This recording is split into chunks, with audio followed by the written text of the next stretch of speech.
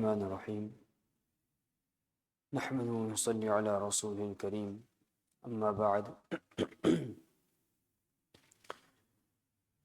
وعن عطاء ابن أبي رباح رحمة الله عليه قال لي ابن عباس رضي الله عنه ألا أريك امرأة من أهل الجنة فقلت بلى قال هذه المرأة السوداء أتت النبي صلى الله عليه وآله وسلم فقالت إني أسرع وإني أتكشف فادعو الله تعالى لي قال إن شئت صبرت ولك الجنة وإن شئت دعوت الله تعالى أن يعافيك فقالت أصبر فقالت إني أتكشف فادعو الله أن لا يتكشف أن لا أتكشف فدعا لها أو كما قال عليه الصلاة والسلام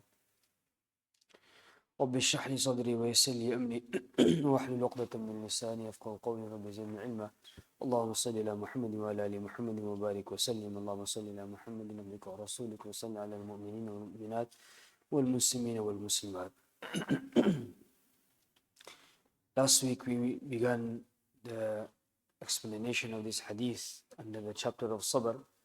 Atta bin Abi Rabah rahmatullahi alayhi from the Tabi'in, he narrates from Hadith ibn Abbas radiallahu anhu, Hadith Abdullah ibn Abbas radiallahu anhu.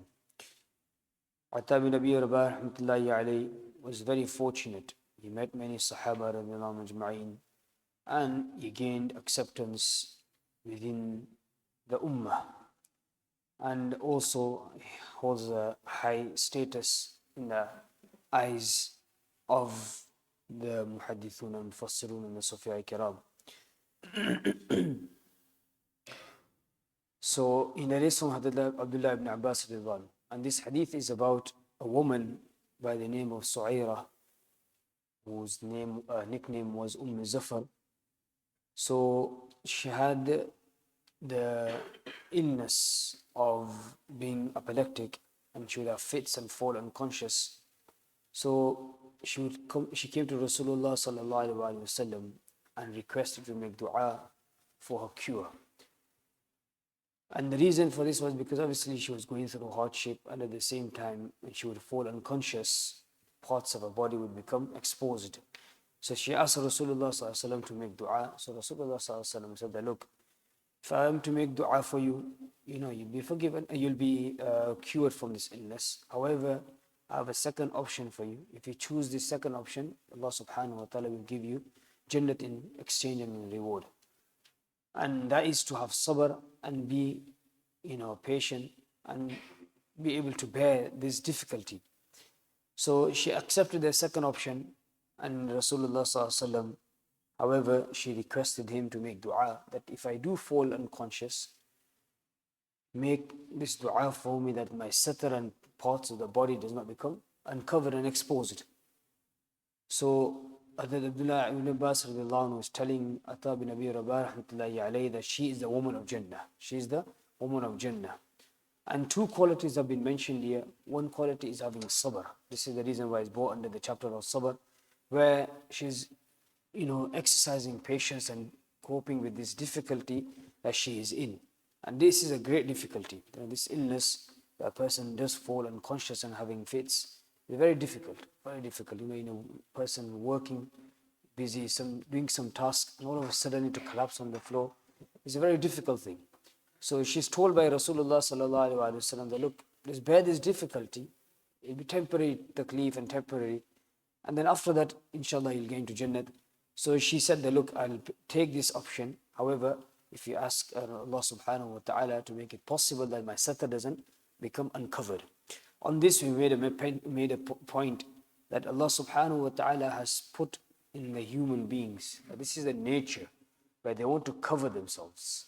There's parts of the body where they feel uncomfortable. They feel discomfort if the parts of the body is uncovered and exposed. In our deen, in our shariat, for the male, from the navel area to including the knees, below the knees, this is an area where a person should cover it with the appropriate clothing. So it shouldn't be see-through, shouldn't be tight, and it shouldn't be exposing. So for the female, there's satr, which is the entire body, except the face, hands and the feet, and there's hijab, which is to cover their face, and in such a way that again, the shape of the woman is not clearly seen, or the clothes are not see-through. Rasulullah sallallahu alaihi wasallam gave severe warning, gave a very severe warning about if a woman, the Prophet sallallahu alaihi wasallam mentioned to the Sahaba that before the Day of Judgment, two types of people are going to come. Two types of women are going to come, for whom that Jahannam will be for them. Jahannam will be for them. So Rasulullah sallallahu alaihi wasallam, one of them mentioned that a woman or women will be such that will be dressed, but they will appear to be naked at the same time. So the Sahaba wouldn't understand it. What does this mean by this? However, Allah subhanahu wa ta'ala guide us and protect us. Now we live in such a time that where this hadith is easy to understand. Women, such clothing or such that the body shape is clearly visible, or the skin or the parts of the body is uncovered. So it's as though they're not wearing. So Rasulullah sallallahu alaihi wasallam said that even though if they were to be entered into Jannat, they will be mahroom. They will not be able to smell the fragrance of Jannat. They will not be able to smell the fragrance of Jannat. And in explanation it is written that the fragrance of Jannah can be felt and can be smelled from 500 years in distance. 500 years in distance, they'll be able to, a person will be able to smell the fragrance of Jannah. But such women, even though they are inside Jannah, but they will be mahroom and will be not be able to smell the fragrance of Jannah as well. And there are many other ayat of the Quran as well, where Allah subhanahu wa ta'ala highlights that Ya bani Adam qad anzalna alaykum libasan yuwari sawatikum warisha, that in this verse Allah subhanahu wa ta'ala mentions two purposes of wearing clothes. One is to sawatikum, that you cover yourself, to cover your body, and at the same time warisha, and to make it a means of beauty for yourself. And if you look at the human beings, Allah subhanahu wa ta'ala has given them the clothing to cover themselves. And the animals also, Allah subhanahu wa ta'ala has created them in such a way that even their satar is covered with other parts of the body.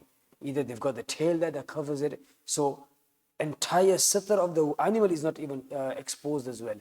Even that Allah subhanahu wa ta'ala has created them in such a way that even their satar become partially covered or completely covered as well. Now, if a human being living in such a modern time saying that uncover ourselves and stay naked and this is how nature is, no, a person may be born naked, but as a person grows up, changes happen. When you're born, you have no teeth, you have no hair, you can't speak. But as you grow, a person's body grows, he has limbs grow. Like this, the understanding of the person also grows. So that doesn't mean that if a person was born naked, that means he's going to stay naked for the rest of his life.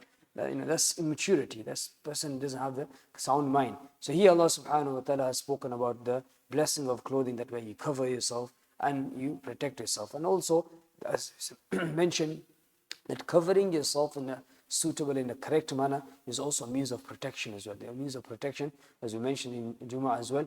There are many cases where the child is not covered properly and you have predators around. You don't know who's who. You do not know who's who, and what intention they have, and they're in their company, and the child doesn't understand it. The young offenders officer speaking to on Friday, he mentioned that so many children are abused and molested at a young age. But because they're still young, first of all, either they don't have the understanding that there's something happening to them, or they do have the understanding, but because they're still young, they will know that if their own family member who is molesting and abusing them, if they were to expose them, they will be disowned. They'll be removed from the home. So having that fear, they don't say anything. But when they hit the age of 18, 17, when they have a bit of freedom, that's when they go and report it. So Allah subhanahu wa ta'ala has made our deen very beautiful, very beautiful. The safety and security from day one, from the beginning. Prevent everything, all types of abuse and etc. So this is one of the lessons that we learn from this hadith, where the woman, even though she was going to fall unconscious without her own will, without her intention, but she's worried that in that situation, I don't want my satar to be exposed. I don't want my satar to be exposed. Hazrat Aisha radiallahu anha, she was one of those who was very, very particular about anybody seeing her. Nobody else had seen her in her life. At the time in the last moments, she's worried that what's going to happen, that when I'm going to be buried, men are going to be around, what's going to happen? The wife of Abu Bakr radiallahu anhu, Asma radiallahu anha, she was around. Asma bint Umays radiallahu anha, she was around. So she gave the mashwara to her.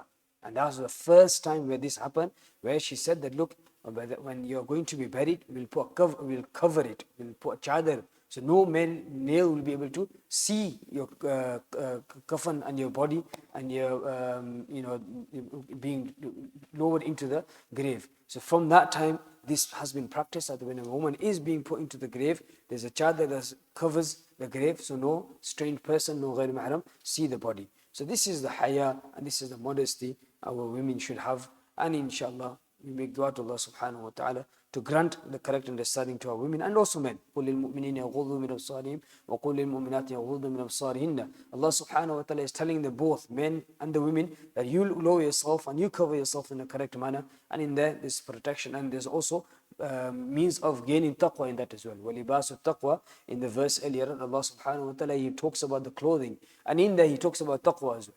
So one of the purpose of clothing is to gain taqwa. Why? If a person is wearing the correct clothing, this will help him to bring taqwa. If a person is wearing the clothing of our pious ulama and pious predecessors, then that itself will have an effect on the person, will have an effect on the person. So whatever type of clothing a person is wearing, it has an impact on the character of the person. If a child is wearing a fireman costume on, he'll behave like that. If he's got a Superman costume on, he'll jump around like that as well. It has an effect on the mentality and the character of the person as well. So this is one of the lessons that we learned. One is sabr, and we also learned about having that worry and concern of covering ourselves as much as possible. And we also we also learned about how Rasulullah sallallahu alaihi wasallam, people would come and request to make dua, and Rasulullah sallallahu alaihi wasallam would take opportunities to give guidance and do the tarbiyat at the same time as well, and he would also make dua for them as well. So these are the few lessons that we learned from hadith number 11. Moving on to the next hadith. وعن أبي عبد الرحمن عبد الله بن مسعود رضي الله عنه قال كأني أنظر إلى رسول الله صلى الله عليه وسلم وهو يحكي نبيا من الأنبياء صلوات الله وسلامه عليه ضربه قومه وهو يمسح الدم عن وجهه ويقول اللهم اغفر لي لقومي فإنهم لا يعلمون. This hadith is narrated by a very great Sahabi, known as Abdullah ibn Mas'ud radiallahu anhu. Abdullah ibn Mas'ud radiallahu anhu, his name is Abdullah, his father's name is Mas'ud, and Abdullah radiallahu anhu's title is Abu Abdurrahman, and his mother's name is A'bad. So Abdullah ibn Mas'ud radiallahu anhu requires gatherings about who he is. A very great personality. From young age, he was inclined towards tawheed and towards staying away from evil. From young age. He's still a youngster, around the age of 12 or 13. Instead of staying inside Makkatul Mukarramah, playing around with, getting involved in any violence or any activities like that, he would rather choose to go into the mountains and look after the sheep and the other animals around. So he would spend most of his day there. So he would go early in the morning, take the animals there, spend the whole entire day there, and come late at night to avoid any evil, any sort of violence inside Makkatul Mukarramah as well. So he would spend most of the time in the mountains area. Once he was there, and two men appeared, and they looked like they were travelers. So they approached Abdullah ibn Mas'ud radiallahu anhu, and they said to Abdullah ibn Mas'ud that, look, we are travelers, we're thirsty. Why don't you milk one of these animals and give us some milk so we can quench our thirst? Abdullah ibn Mas'ud radiallahu anhu, he replied and he said, look, these sheep that you are asking for, these animals that you're asking for, they're not mine. They don't belong to me. It is somebody else's. I cannot milk these without the permission. So the two men didn't argue with him. They just accepted his response and answer, even though they were thirsty and they were suffering, but they didn't answer. They didn't reply, and they accepted it and carried on. Now this young person was very confused that, how is this that a person is thirsty? You could have forced me to milk these animals, but he didn't. Later on he found out one was Rasulullah sallallahu alaihi wasallam and the other one is Abu Bakr radiallahu anhu. Since then, he had attachment to Rasulullah sallallahu alaihi wasallam and also had Abu Bakr radiallahu anhu. Then later on, a few years later, he also accepted Islam. So from those who accepted Islam, he comes on number 6. So he's the 6th one to accept Islam. And since then, he had a very close friendship with Rasulullah sallallahu alaihi wasallam, very close. And so much so that he Rasulullah sallallahu alaihi wasallam had given permission to Abdullah ibn Mas'ud radiallahu anhu and his mother to enter into his home whenever they wanted. It was an open invitation. Whenever Abdullah ibn Mas'ud radiallahu anhu wanted to come into the house of Rasulullah sallallahu alaihi wasallam and his mother wanted to come, they would come without knocking, and they had an open door for them. That's Abu Musa al-Ash'ari radiallahu anhu, he says that he was from Yemen.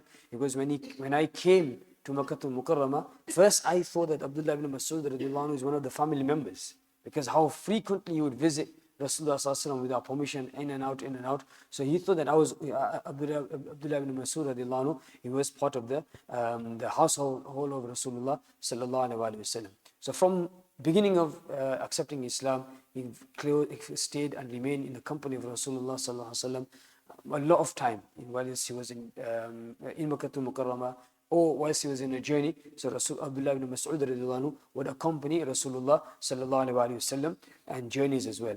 And from the beginning, Rasulullah sallallahu alaihi wasallam gave him the ta'aleem of Quran, So Abdullah ibn Mas'ud radiallahu anhu is one of those who had the highest level of knowledge of Quran from the Sahaba radiallahu anhu majma'in as well. And Hazrat Umar radiallahu anhu also, he witnessed this as well, and he also confirmed this as well in a couple of narrations as well, where some of the Sahaba came and had a conversation where Umar radiallahu anhu said that yes, Abdullah ibn Mas'ud radiallahu anhu has got the highest level of knowledge of the Quran as well. And also he had a very good attachment to the ahadith of Rasulullah sallallahu alaihi wasallam, and if there was any mistakes or anything, he would rectify, he would correct, also guide the person who had come to him for any questions as well. So Abdullah ibn radiallahu anhu, a high level of Quran, knowledge of Quran, ahadith, and he was also very courageous as well, very brave, and he was one of the elite from the Sahaba radiallahu anhu majma'in as well. He passed away in the time of Uthman radiallahu anhu. Around the year 33 after Hijrat or 34 after Hijrat. He passed away and he returned to Allah subhanahu wa ta'ala. So Abdullah ibn Mas'ud radiallahu anhu narrates this hadith. He says that كَأَنِّي أَنظُرُ إِلَى رَسُولِ اللَّهِ صَلَّى اللَّهُ عَلَيْهِ وَسَلَّمَ. Is as though, he says that Rasulullah, he says that I can still remember, I can still recall that if I'm seeing Rasulullah sallallahu alaihi wasallam, he's narrating this, because I still remember Rasulullah sallallahu alaihi wasallam is mentioning this incident. وَهُوَ يَحْكِي نَبِيًّا مِنَ الْأَنْبِيَاءِ. That Rasulullah sallallahu alaihi wasallam is talking about one of the prophets from among the prophets. He's talking about one of the prophet among the prophets. Now the muhaddithun have a discussion that who is this prophet that Rasulullah sallallahu alaihi wasallam is referring to. So one of the opinion is that is referring to that Nuh alayhi salatu wasalam. One of the opinion is that is referring to one of the prophets that came to Banu Israel. And one of the opinion is that Rasulullah sallallahu alaihi wasallam is referring to himself. Rasulullah sallallahu alaihi wasallam is referring to himself. And what does Rasulullah sallallahu alaihi wasallam say? He says that ضَرَبَهُ قَوْمُهُ, that this prophet is being tortured and hurt by his own people. His own people are hurting physically, pelting him, hurting, and also torturing this prophet. So his own people are being torturing this prophet. وَهُوَ يَمْسَحُ الدَّمَ عَنْ وَجْهِهِ. And this prophet who's being hurt and who's being tortured and who's being physically abused, he is wiping away the blood that's coming down his face. He's wiping away the blood that's coming down his face. Now if he's related to Hazrat Nuh alayhi salatu wasalam, it is referring to one of the incidents that happened, that he was physically choked. Nuh alayhi salatu wasalam was choked so much that he fell unconscious and he hurt himself, that there was blood coming out. Or if he's referring to Rasulullah sallallahu alaihi wasallam, now there's two opinions. Is either referring to the incident of Taif, when he came in to give the da'wah to Taif, to the people of Taif when he was returning, or is referring to the incident of the Battle of Uhud, where Rasulullah sallallahu alaihi wasallam, he was wearing the helmet, an arrow struck him, and the helmet went into his cheekbone, and that sustained injury, that blood was coming out. So it's either referring to Nuh alayhi salatu wasalam, or is referring to Rasulullah sallallahu alaihi wasallam in the time of Taif, or in the Battle of Uhud. So وَهُوَ يَمْسَحُ الدَّمَ عَنْ وَجْهِهِ, he's wiping away this khun and this blood out of the face. And at the same time, this prophet is making dua. وَيَقُولُ اللَّهُمَّ اغْفِرْ لِقَوْمِي اللَّهُمَّ اغْفِرْ لِقَوْمِي فَإِنَّهُمْ لَا يَعْلَمُونَ. That, O Prophet, O Allah subhanahu wa ta'ala, forgive my people. forgive my people, they do not know. They are not aware of these things. They're not aware. So if it's related to Nuh alayhi salatu wasalam, there's a question here that in the Quran we read in Surah Nuh near the end, رَبِّ لَا تَذَرُنِي فَرْدًا وَأَنْتَ رَبِّ لَا تَذَرْ عَلَى الْأَرْضِ مِنَ الْكَافِرِينَ دَيَّارًا, where Rasulullah Nuh alayhi salatu wasalam, Allah subhanahu wa ta'ala quotes in the Quran, where Nuh alayhi salatu wasalam is making a dua against the people.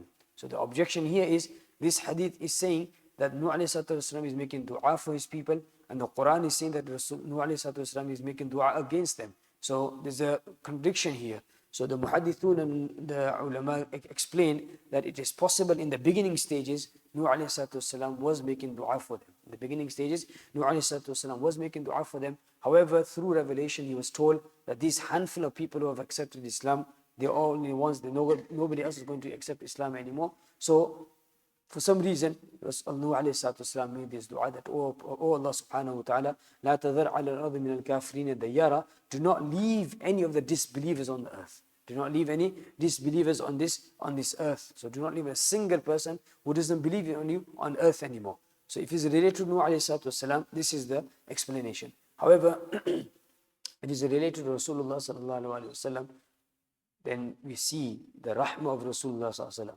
There's blood coming down of his face. He's wiping away the blood. Now he's making dua for them. He's making dua for them.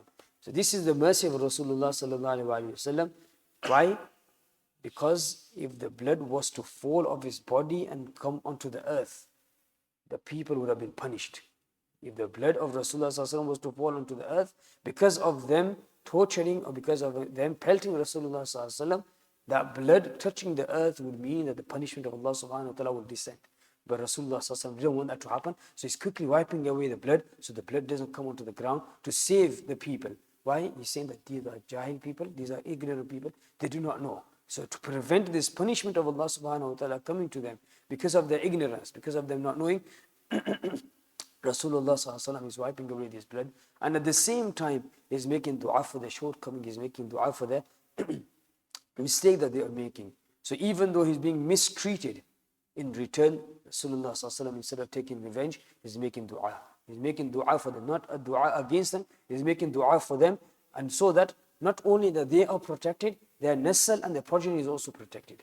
And we see in the time of Taif, where a couple of generations later, people came and accepted Islam to Rasulullah in the presence of Rasulullah sallallahu alaihi wasallam. So this is the hadith. And here we also learn the sabr, how patient the Anbiya were. From all the humans, the prophets are the one who face the most difficulty in their life. The most difficulty that any person, any group was to face in their life are the prophets as well. And we see that from their life, even though they are being tortured and being mistreated, the more torture they are being given, the more mistreated they are, the more sabr they have. The more level of sabr and the higher level of sabr they have in their life as well. So this is another point that we learn from this. And we also learn from here is that to forgive people. Forgive people instead of taking revenge. And we also learn a very important lesson. And the last final point here is that when we are doing the Amr bil Ma'ruf, Nahi Anil Munkar, inviting people towards good and forbidding from evil, and telling people to stay away from evil, we will face difficulties. People will come and spit at our faces, and they will call us names, and they will, throw things on our path. But what does Rasulullah sallallahu alaihi wasallam do? He does sabr. No but dua, no dua against them, no taking revenge. Rather, he's making dua for them. He's constantly making dua for their forgiveness and making dua for the hidayat. So this is very important that we learn from this as well, that we will face difficulties. We will face times where people will be against us. But our focus should only be towards Allah subhanahu wa ta'ala, and continue our connection with Allah subhanahu wa ta'ala, and making dua for them, making dua for forgiveness for them, and making dua for hidayah for them as well.